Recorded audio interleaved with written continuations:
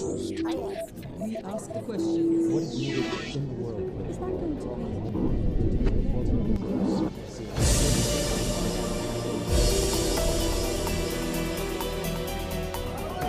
be? Social unrest these days is part of the fabric of South African life. The promise of what was once called the Rainbow Nation still to be realized. A different and perhaps more ominous chapter has opened. There's widespread public discontent with what is perceived as endemic corruption and deep disappointment, if not anger, at the gross inequality that is still so much part of the society. How did it come to this? Africa! What happened to the democracy that Nelson Mandela and other great leaders ushered in? These are questions we put to South African writer Nadine Gordimer, who for decades has provided a mirror in which the people of South Africa could view themselves. Since publishing her first story over 60 years ago, Gordimer has produced dozens of novels, essays and plays, her work a meander through love and politics in her native land. The characters drawn from those around her, their voices that rang loudly through decades of apartheid, continue to sound in the years since the end of the white regime. She was awarded the Nobel Prize for Literature in 1991. Her magnificent epic writing, said the citation, has been of very great benefit to humanity. She became a member of the African National Congress at a time when the movement was outlawed, and though many of her works were banned, she never stopped writing. Never softened the voices of those entangled in the racist maze that was the system of apartheid. And in the years since the ANC came to power, she subjected the new rulers to the same honest and rigorous scrutiny she applied to the white government they replaced. She continues to probe, to reveal truths that many would rather remain hidden. And above all, Nadine Gordimer continues to reject censorship of ideas in any form, her mantra unchanged through decades, that a people can only be free if they are free to say what they want.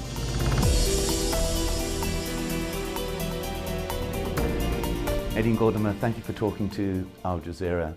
To begin, 18 years ago, this was the Rainbow Nation. It was a shining beacon to a people who courageously fought for non-racial democracy. Has that rainbow shattered, or was it never really there? No, I don't think it's shattered because, you know, rainbows, the light changes, they go out and then they come back again.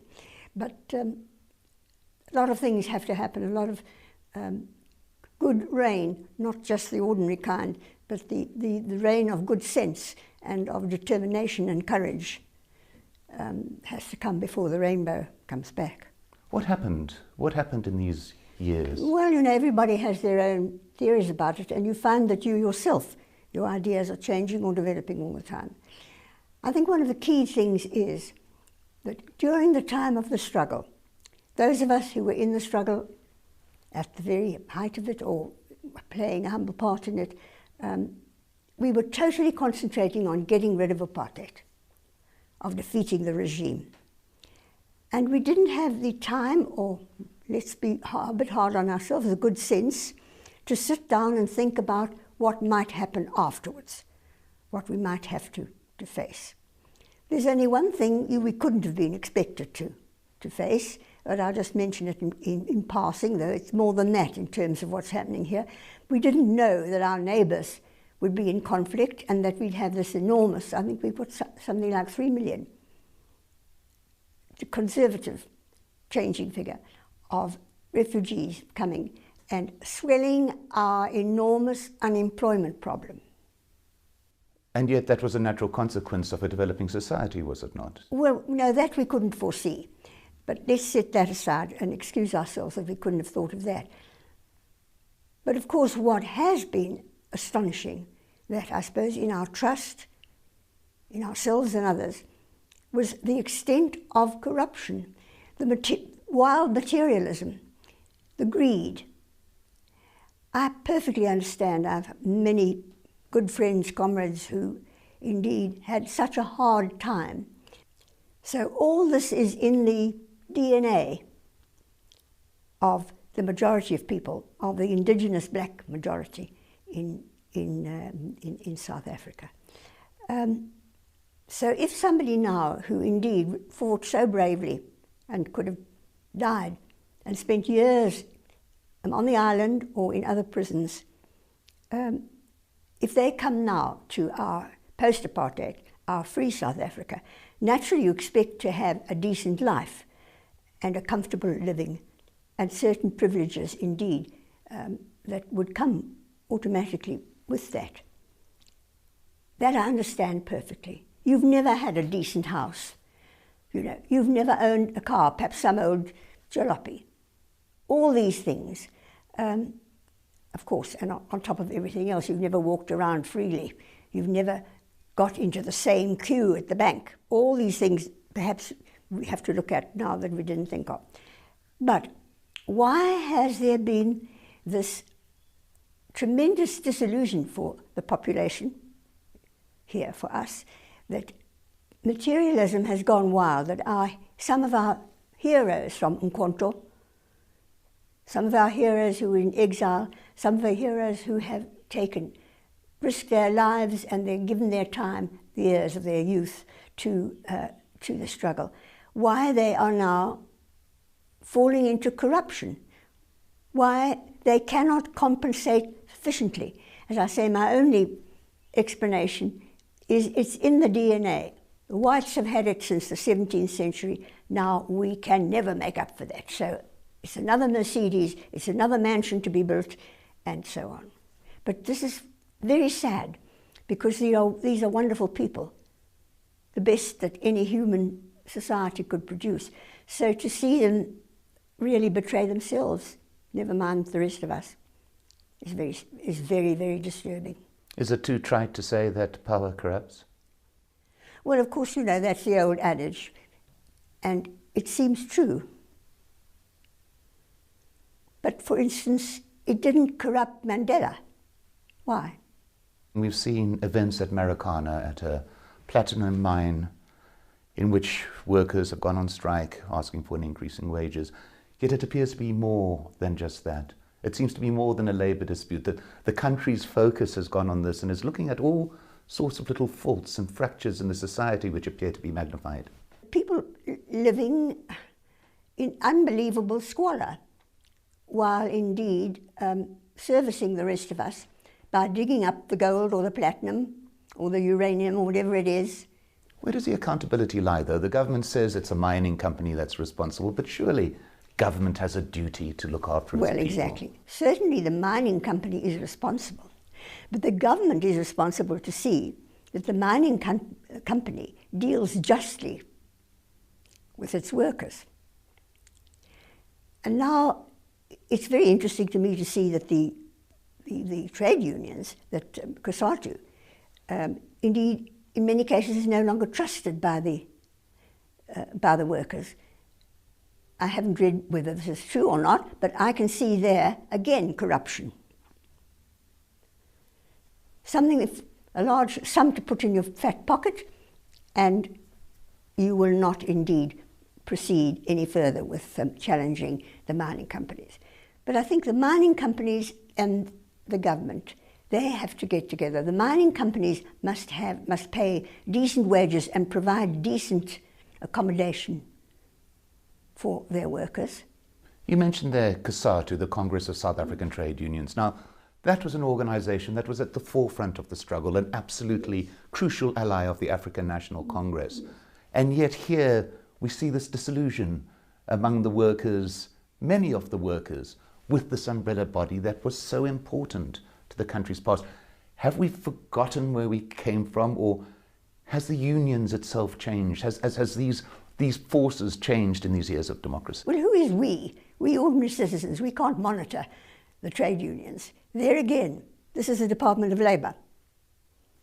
But again, we come up again what has become so disillusioningly, the culture of corruption in our country. I know it's all over the world to a certain extent, but you naturally concentrate upon where you live and the people among whom you live and to whom you belong.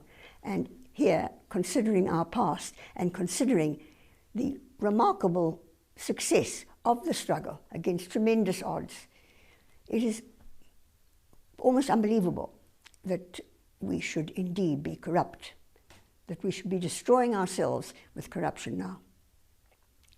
Throughout the body of your work, there's been a real fight for the individual. There's always been that sensibility of each and every person.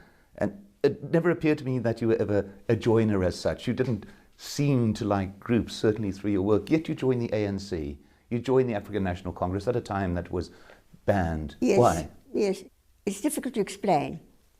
And there I must thank my heavily involved friends in the African National Congress and in other organisations against who fought in the struggle against apartheid, that they didn't expect me to write propaganda.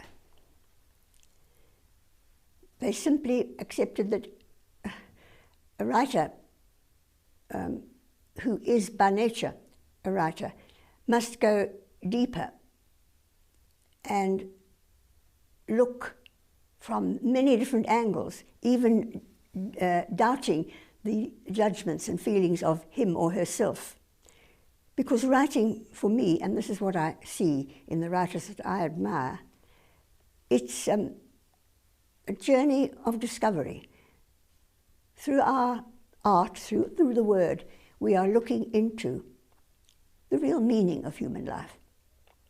Politics encloses us, but within that, we are still individual human beings, and that is really how I've approached my work.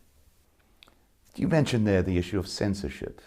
As yes. you said, a number of your books were banned under the old regime, and yet, are we not seeing censorship still today? We still have a public debate about what can be said or what cannot be done. You cannot do this cartoon of the president.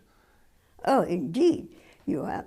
This is something that, here again, one moves from one's life as a writer into political action. And I have been now for 2 years or more, ever since it started, campaigning with others, Andre Brink and other writers, here and abroad,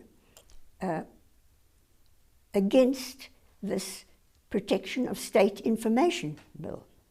This is censorship with another name. It's a euphemism for absolutely putting a hand over freedom of expression. And of course we see it, we've seen it most obviously when it comes to the cartoons we've seen. But it'll go much further than that.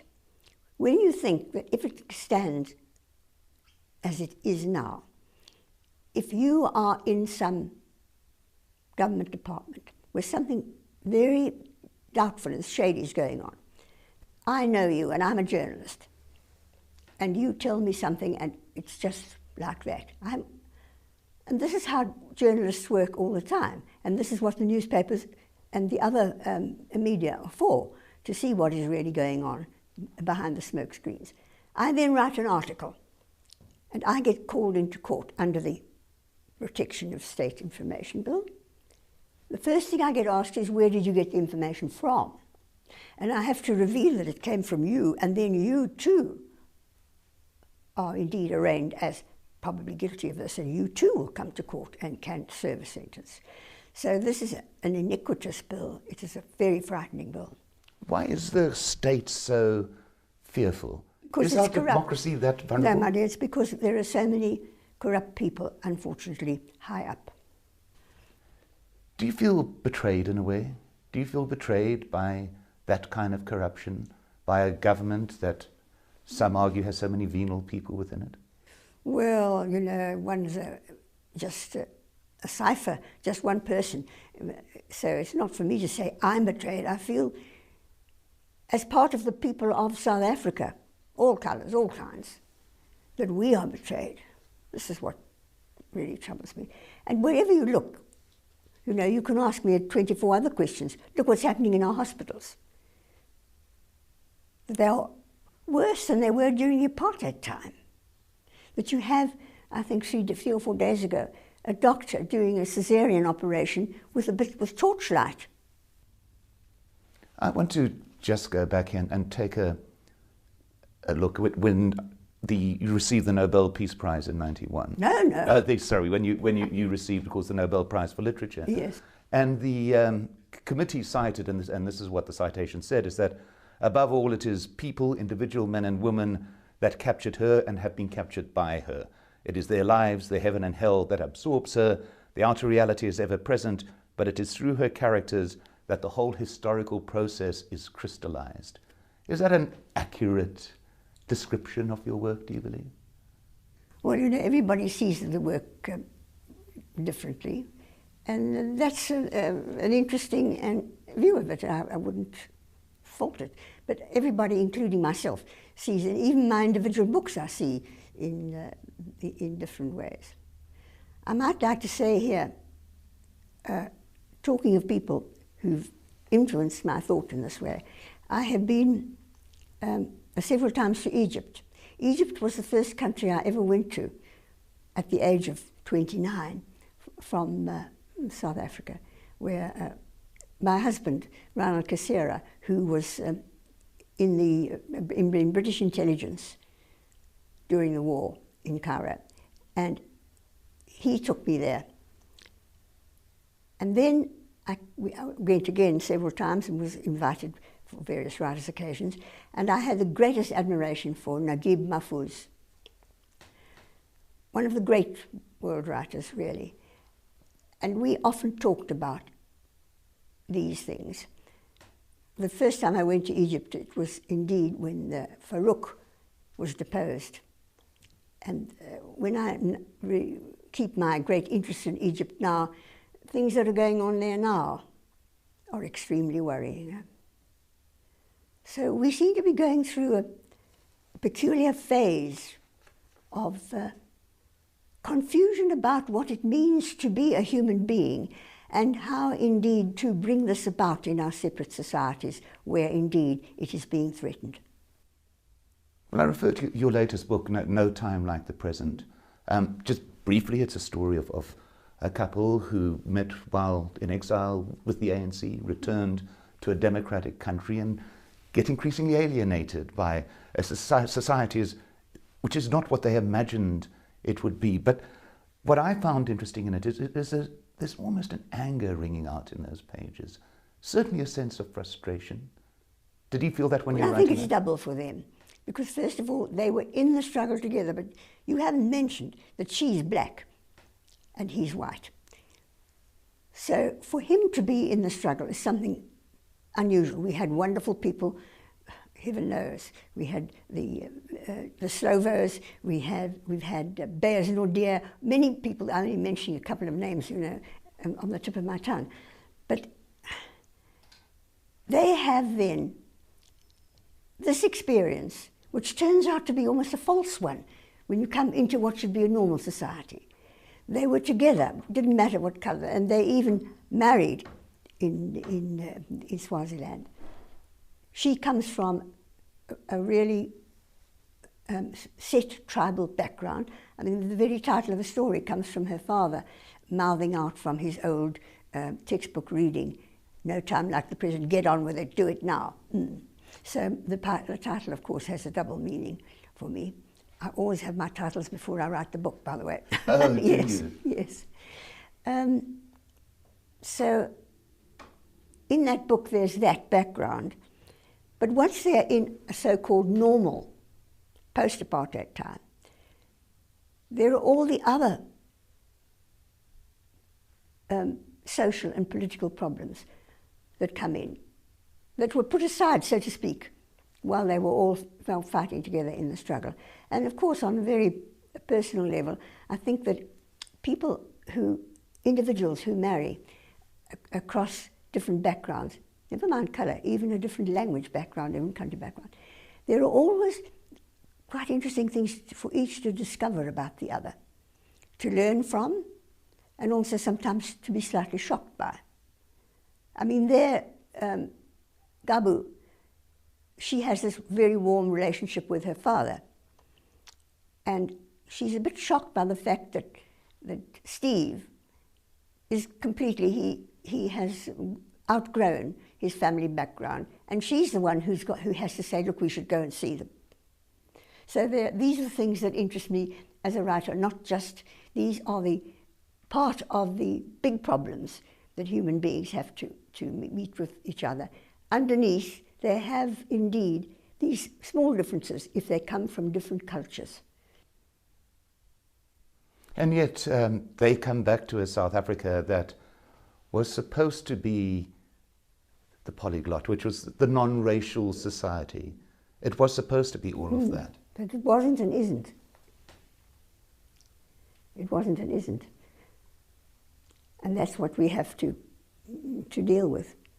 At the end of the novel, there's almost a howl of the word Ubuntu, a word that means humanity in its widest possible sense. I'm you and you are me, yes. It seems as though you're trying to wave that like a flag. It's like a cure. No. If you remember the end of the novel, they are about to leave for Australia. The plane for Perth. As many of some have been shocked sometimes of the people we know who have gone. And then the last words in the book, he says, I'm not going. I wonder what he's thinking now. Is he thinking now, my God, I should have gone, but I should still go? So this is for the reader to ponder on. For me, a novel is open-ended in this way. When I have finished somebody's novel, a writer whose work means a lot to me, then I realize now it's up to me to go on from there. Incidentally, in this context, if I may, I'd like to mention a wonderful novel, indeed, by Mongani Wally Soroti, which is called Scatter the Ashes and Go. Many people who were in the struggle have written sort of autobiographical pieces or supposedly novels based on this, which all emphasize, and one can understand it, the heart, the difficulty, the heroism, to use that big word that was there. But Soroti is the only one who's shown how, because we are human beings, even people living in a tent in the desert or in the bush who might not see the next day, might be shot there, they have the ordinary human tensions as well. This one has an irritating habit. That one, indeed, talks too much and should shut up and doesn't. And then in the occasional facility, shall we say, of women around, there's tremendous jealousy that this man was favoured and that one was not in these passing little nights of joy. It's a really remarkable book, so I always like to talk about it and get people to read it. Scatter the Ashes and Go. Do you think that great writers like that, writers like yourself, writers who reflect aspects of our past that in some ways were heroic, are they still remembered? In this new society, is the past still with the people here, or is it ignored or denied? Well, when it is with the people, it is with us in a negative way. But you cannot shed the past. The past is in your DNA from way back, and you simply have to use it, to remember it, and to get some guidance from where it went wrong and why and what there is in human beings. I mean, we are very strange creatures. And we have to deal with ourselves in order to be able to deal with these problems. I personally, some people of course have faith and have the staff of a religion, whether it is Christianity, whether it's Judaism, whether they are Muslims, whether they are Hindus. And they, of course, believe that there is somebody who indeed is watching over them. But I don't have this. I'm an atheist, and I believe with the poet W.B. Yeats, what do we know? But in this place, we meet one another face to face. Nadine Gordimer, thank you so much for talking to Al Jazeera. My Thank pleasure. you very much.